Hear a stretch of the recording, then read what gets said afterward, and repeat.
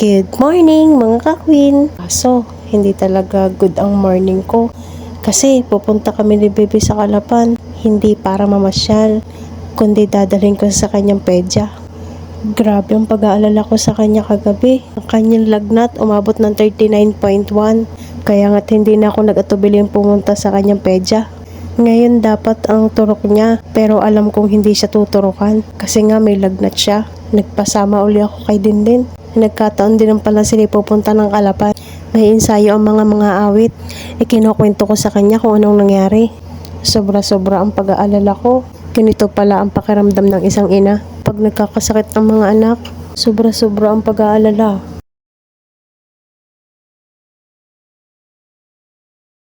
Yan nga't nakarating na kami sa kanyang pedya. Si Doktora Aniko ang aming pedya. Dito ko din pinababakunahan si Bebe. Kasi minsan sa barangay hindi available ang mga gamot.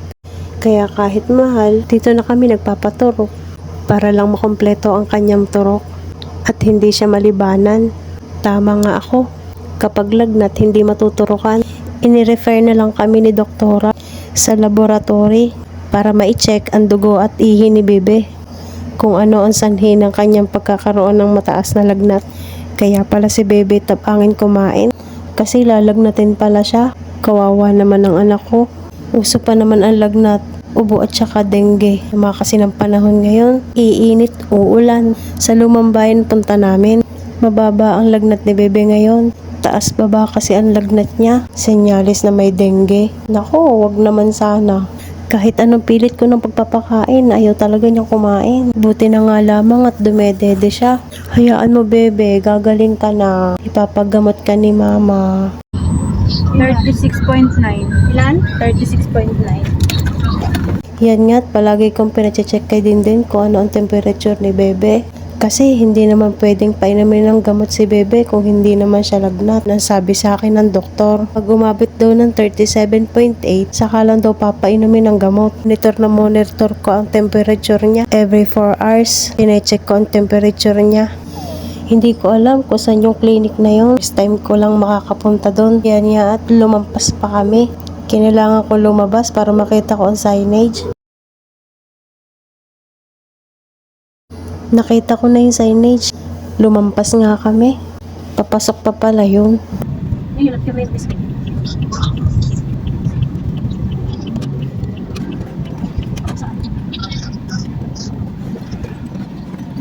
Nakarating na nga kami sa klinik. Ang bilis ng oras. Sana'y mabilis lang. Sana'y makaihi agad si Bebe. Kasi pag naubos ang nakapila kay Doktora Aniko, magsasara na sila. Sayang ang punta namin kung hindi matatapos ngayong araw na ito. At para makainom na rin ng tamang gamot si Bebe. Gusto ko na rin kasing malaman kung anong problema para matapos ng aking pag-aalala. Ibinigay ko na nga yung request. Tinanong muna ako ng mga impormasyon ni Bebe.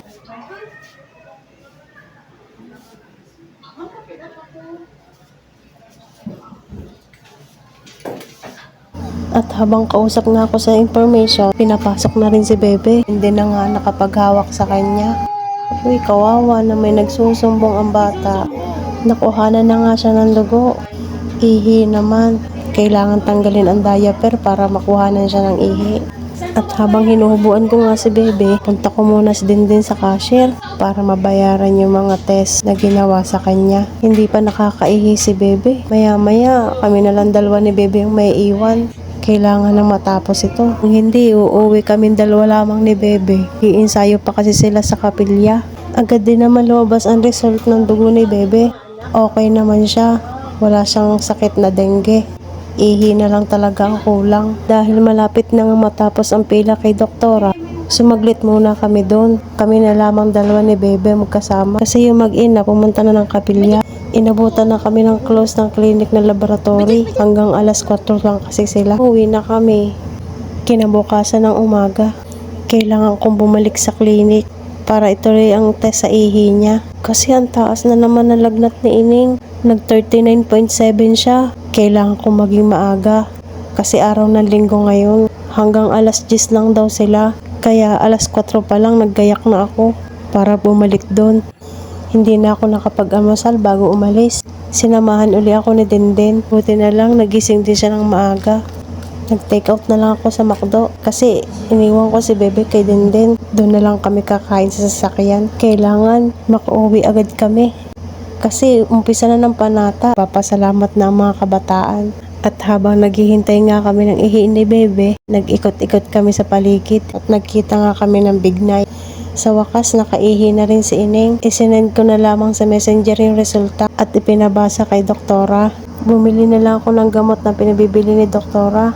Natapos na rin ang aking alalahanin. Pagkarating namin, nilinisan ko na agad si Ineng para makapagpahinga na.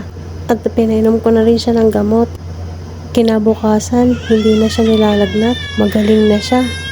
Kaso medyo nagligalig na siya. Kasi siya pala'y sisikalan. Ang dami na niyang rashes sa kanyang katawan. Hindi ko alam kung anong pakiramdam nito. Makati po ba yan? Kasi ang baby ko, nag-iiyak. Napaka-irritable niya ngayon. Namumula yung kanyang mga rashes. Hindi ko alam kung saan niya nakuha ito. Hindi naman kami naglalabas ng bahay. Buti na lamang at wala na siyang lagnat. Sana mabilis lang din tong gumaling. Pero kahit napapagod ako, napupuyat ako. Pag nanay ka, uunawain mo ang lahat. Kasi mas mahalaga maging maayos ang pakiramdam nila. Hindi mo na nga papansinin kung anong itsura mo. Kahit malosyang-losyang ka, basta mahalaga, nasa maayos ang anak. Saka na lang ako babawi sa sarili ko. Pag medyo malaki na ang baby ko, patutulugin ko na ang baby ko. Hanggang dito na lang ang aking vlog. Bye!